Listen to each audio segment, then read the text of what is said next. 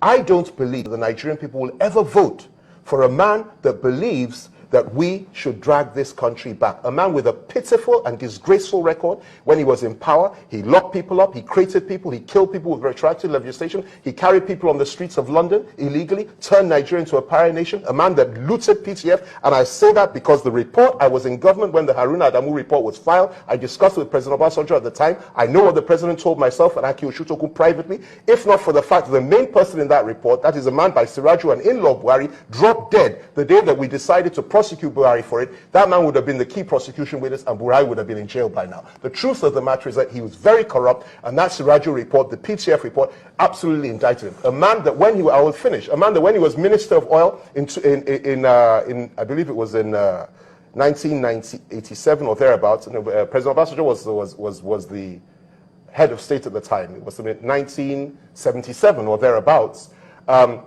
2.8 billion naira went missing under his watch. That's the equivalent of 3 billion naira today. A man that committed so many atrocities. Let me tell you something that he did that a lot of people don't remember.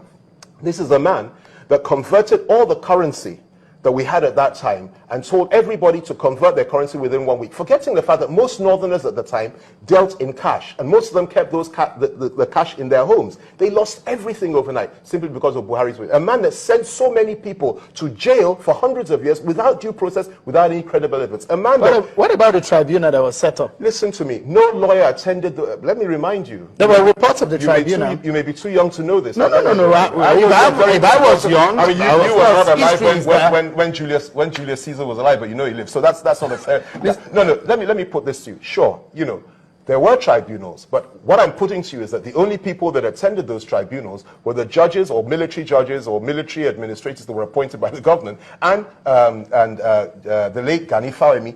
The rest of the legal world boycotted those tribunals because there was no due process. There were no laws administered there. It was just a kangaroo court. There were many people that had been found innocent by the ordinary courts that he now insisted must be jailed at all costs. And this man destroyed the lives of so many people, including the lives of serving governors who were locked up, who after their release died a few months later. Bisi Onabanjo, Adamu Ata, so many of them. Adamu Ata lived for quite some time, but he was never the same person again. So many of them. Ambrose Ali and so many. This is what Buhari did. This is what he stands for. Unfortunately, most people that were 10 years old when Obasanjo came into power in 1999 have no recollection of his. We don't teach history in this country. So people have forgotten who Buhari was and what he stands for. Now,